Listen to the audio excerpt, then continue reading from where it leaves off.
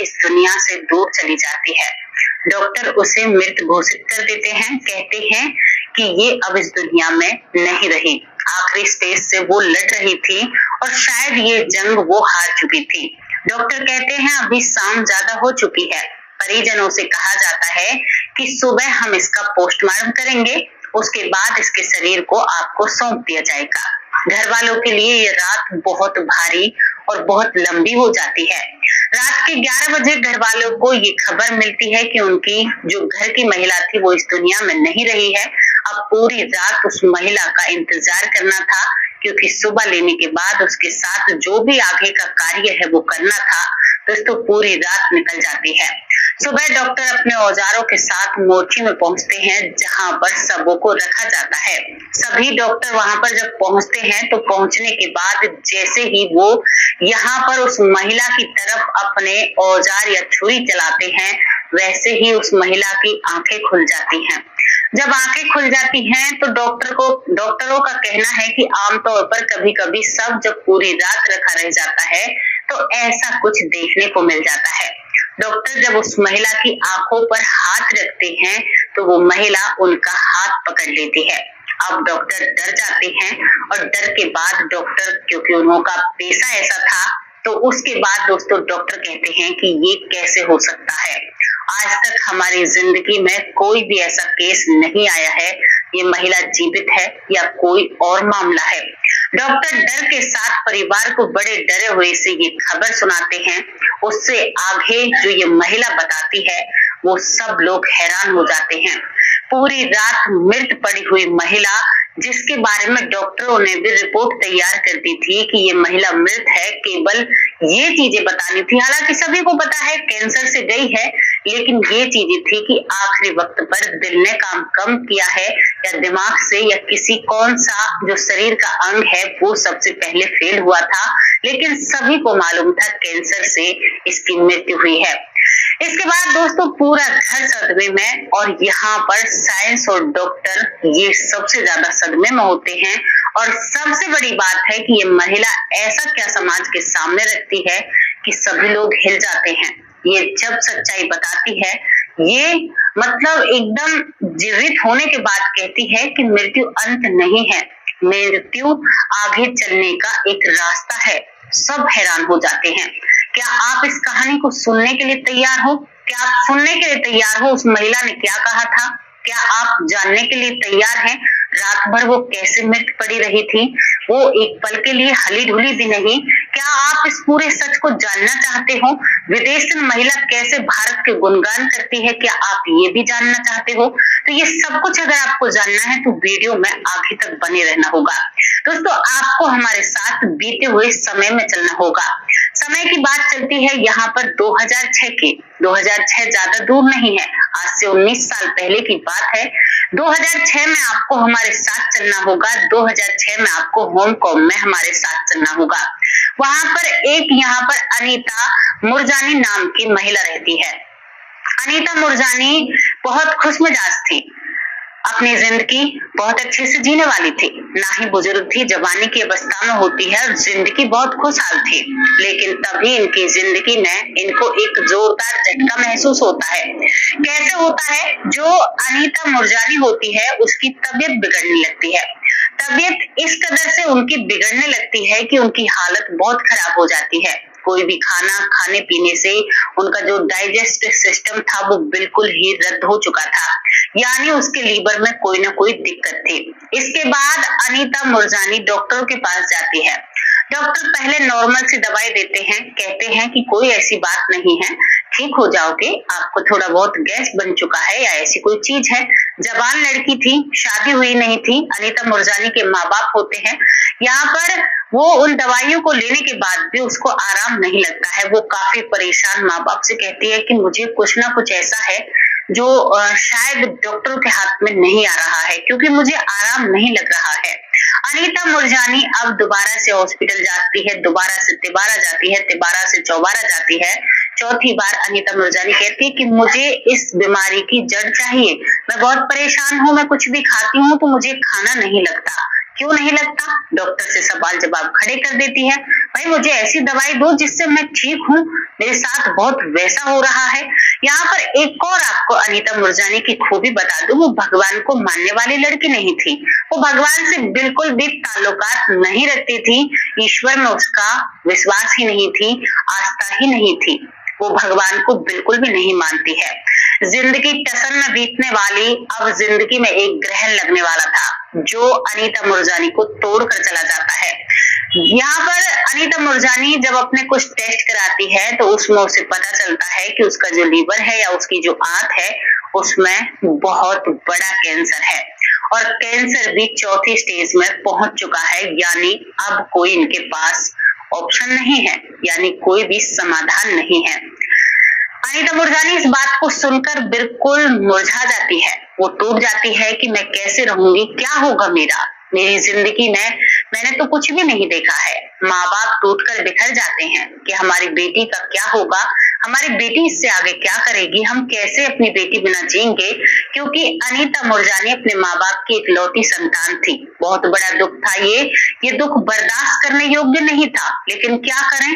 पता है जब कुछ चीजें अपने ऊपर आ पड़ती है ना तो वो भुगतनी पड़ती है, हर हालत में भुगतनी पड़ती है।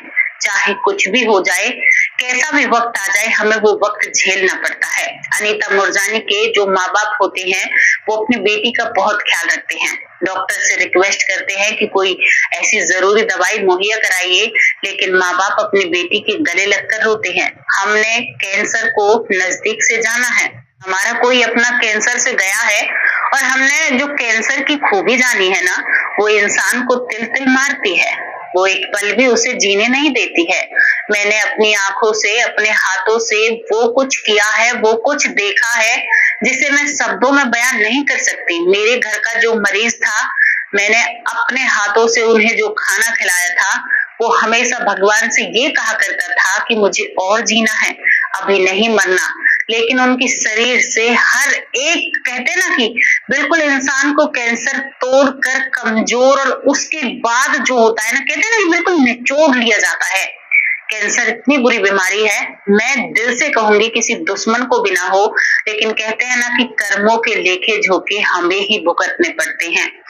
यहाँ पर जितना जो कुछ भी चल रहा था इस अनीता मुरजानी के साथ, वो कुछ समझ नहीं पा रही थी और वो बहुत जल्दी उस स्टेज में पहुंच जाती है जहां पर वो अपने हाथ पैर भी ढंग से नहीं चला पाती है, क्योंकि 4 महीने तक वो खाने को डाइजेस्ट ही नहीं कर पाती है, पचा ही नहीं पाती है। ये सब कुछ देखकर माँ बाप टूट जाते हैं और उनकी बेटी आईसीयू रूम में भर्ती हो जाती है।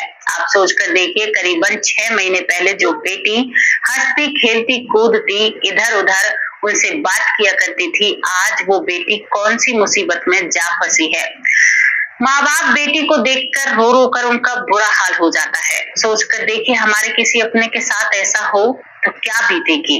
और दोस्तों, बीत रही है, बहुत सारी जनता पर बीत रही है, लेकिन कोई किसी से कुछ कह नहीं सकता। ये हमें, अच्छा मैं आप लोगों से एक बात करूं, सभी जो मेरा परिवार है, अब तो हम अपने घरों में बैठे हैं, हंसी खुशी हैं, लेकिन अगर हम इस पृथ्वी को ऊपर से जाने और दुख भरे लोगों को देखें तो एक भी घर ऐसा नहीं मिलेगा जिसमें दुख नहीं होगा। हर शाम को कोई माँ बेटी के लिए, कोई माँ बेटे के लिए, कोई पत्नी पति के लिए, कोई बहन भाई के लिए रोती हुई नजर आएंगी। एक अपार आपको दुख की पृथ्वी नजर आएगी। ये यहाँ पर आपको कोई भी सुखी नजर नहीं आएगा। हालांकि हम देखते हैं हमारे पड़ोसी सुखी हैं, फलाना सुखी है, लेकिन जब आप इसे ऊपर से देखोगे ना तो शायद सबसे बड़ा नरक आपको पृथ्वी पर ही नजर आएगा, जहां पर हर मिनट गैल कोई मर रहा है, कोई जी रहा है, कहीं शादी है, कहीं फंक्शन है, कहीं कोई रो रहा है, किसी के घर में जवान मृत्यु हुई है, किसी के साथ कुछ हो रहा है। आप सोच कर देखिए कि हम ऊपर से देखें और हमें छोटे छोटे जीव देखें तो एक अंदर से सिरंसी और डर सा पैदा होता है। सच में ही आप एक गहराई से सोच कर देखिए, क्योंकि कल मैं बिस्तर पर लेटी हुई इसी बात को अपने दिमाग में इमेजिन कर रही थी, मैं आपसे साझा कर रही हूँ। दोस्तों, हम उस कहानी पर दोबारा लौट कर आते हैं। अब यहाँ पर जो अनीता मुरजानी होती है वो कैंसर की लास्ट स्टेज के होने के कारण आईसीयू रूम में भर्ती हो जाती है। भगवान को ना मानने वाली और जितने भी उसकी जिंदगी में लोग थे सभी को सलाह दिया करती थी, भगवान जैसी कोई चीज नहीं होती है। शायद उन्हीं लोगों के साथ ऐसी चीजें या ऐसी घटनाएं ज्यादा घटित होती हैं। यहाँ पर अनीता मुरजानी अब आईसीयू रूम में धीरे धीरे वो वेंटिलेटर पर चली जाती हैं। यानी वो जिंदगी से जंग लड़ रही थी, लेकिन कहीं भी जीतने की कोई आशंका नहीं होती है। 1 महीने तक वेंटिलेटर पर और कोमा में यहाँ पर जो अनीता मुरजानी होती हैं 2006 में 1 महीने तक कोमा में रहती हैं और एक दिन वो आता है जब वो मशीन जो उसके शरीर में लगी हुई थी वो बिल्कुल उसे डेड डिक्लेयर कर देती हैं। यानी डॉक्टर रात को 11 बजे अनीता मुरजानी के परिवार को खबर देते हैं कि आपकी बेटी इस दुनिया में नहीं रही है। माँ बाप टूट जाते हैं, माँ फर्श पर गिरती है, जमीन में हाथ मारती है, कहती है कि परमात्मा वो नहीं मानती थी लेकिन मैं तो आपको मानती थी। मेरी बेटी वो झोली फैलाने लगती है, हे मालिक मेरी बेटी मुझे वापस लौटा दो, मैं कैसे रहूंगी उसके बिना, कैसे मेरा वक्त बीतेगा, क्या होगा हम पति पत्नी का, हमने एक ही बेटी को पैदा किया था, वो बेटी भी हमसे छीन ली, बुढ़ापे का सहारा थी वो हमारा।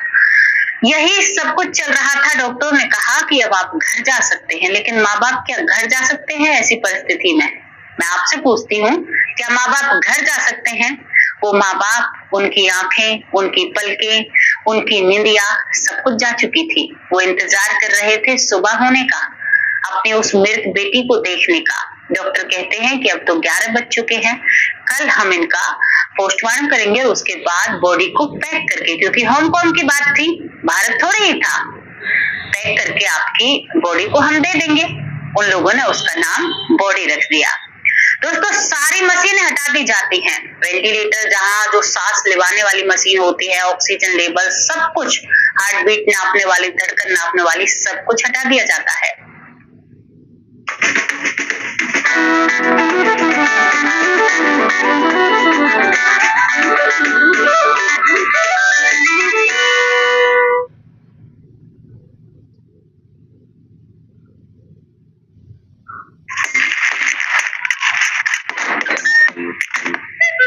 ऑन टाइम का मतलब on time. Swami ji lab test on time, नहीं तो फ्री।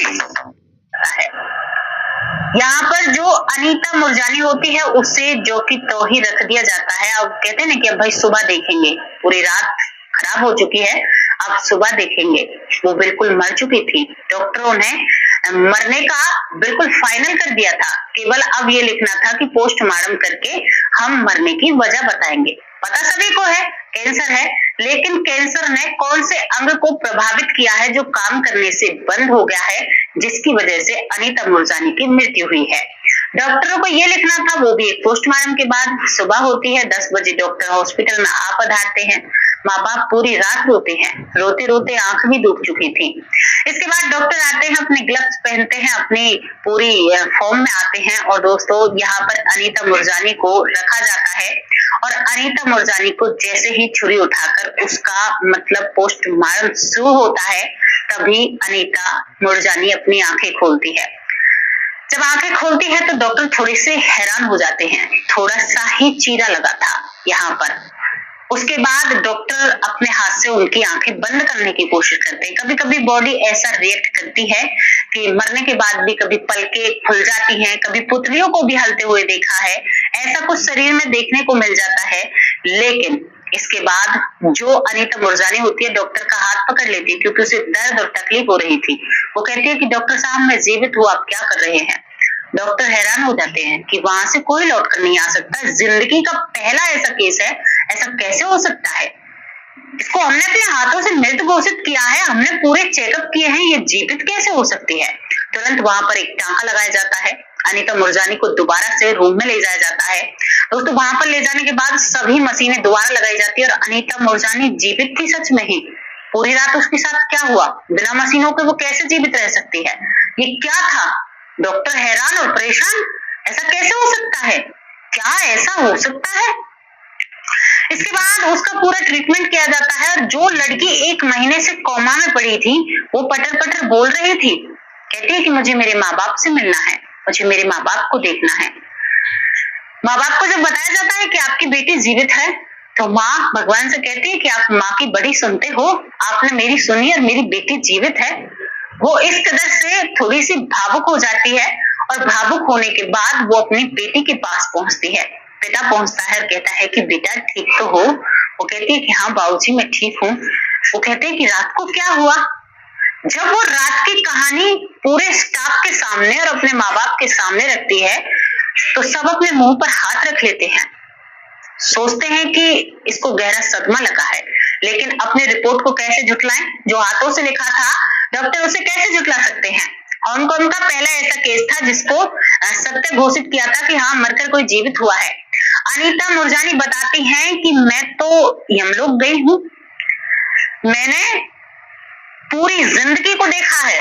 मैं जहां भगवानों को नहीं मानती थी, मैंने भगवानों को देखा है, मैंने यमलोक को देखा है, मैंने ऐसी दुनिया देखी है जो मैंने आज तक नहीं देखी।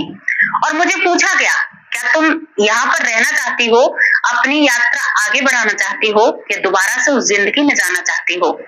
माँ मैं ऊपर गई थी, पूरी रात मैं ऊपर रही हूँ, एक ऐसी रोशनी जिसे मैं देख नहीं पा रही थी। मेरे नाम की किताब खुलती है, उस किताब में पढ़ा जाता है और मुझसे पूछा जाता है कि आगे का रास्ता तय करना है या दोबारा से उस जिंदगी में जाना है, क्योंकि इसका अभी वक्त बाकी है। दोनों ही ऑप्शन थे क्योंकि पूरी रात चल रही थी। तो यहाँ पर वो कहती है कि माँ मैंने उस जलती हुई रोशनी से, जो शायद एक सिंहासन पर थी या तेज था, वो इस तरह से बताती कहती है कि माँ मैंने उससे कहा कि मुझे वापस अपने माँ बाप के पास जाना है। वो कहते हैं कि इसके पास समय भी है, इसको जल्दी से जल्दी इसके माँ बाप के पास भेजा जाए, इसके शरीर में वापस भेजा जाए। माँ मेरी पूरी जिंदगी, मेरे दोस्त, जिन लोगों के साथ मैंने बुरा किया, वो सब कुछ मेरे दिमाग में आता है। सब कुछ एक दुनिया अलग है जो मैंने देखी है, एक दुनिया ऐसी है जहां पर एक उबलती हुई नदी है, खाई है, सब कुछ है। माँ मैंने सब कुछ देखा है। डॉक्टर हैरान और परेशान हो जाते हैं क्योंकि हांगकांग के डॉक्टर थे। कहते हैं कि ऐसा हमारी जिंदगी में पहला ऐसा केस है जिसे हमने इस तरह से देखा है।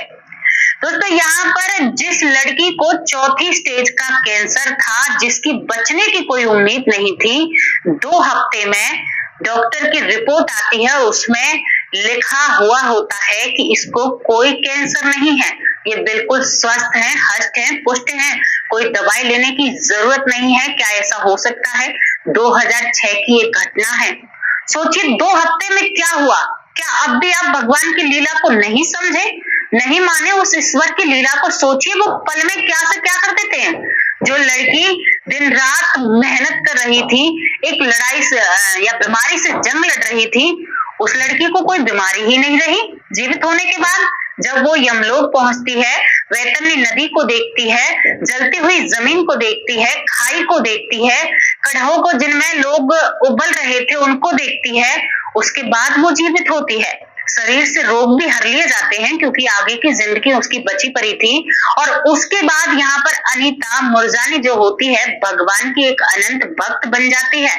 उसके बाद वो एक किताब भी लिखती हैं, जिस किताब का नाम डायग BEME होता है, BE मतलब इस किताब का नाम ये है डायग बी मी इस किताब का नाम है। आप इसे मतलब पढ़ भी सकते हैं। इस लड़की ने अपना पूरा जो इसके साथ घटा था एक किताब में उतार दिया था।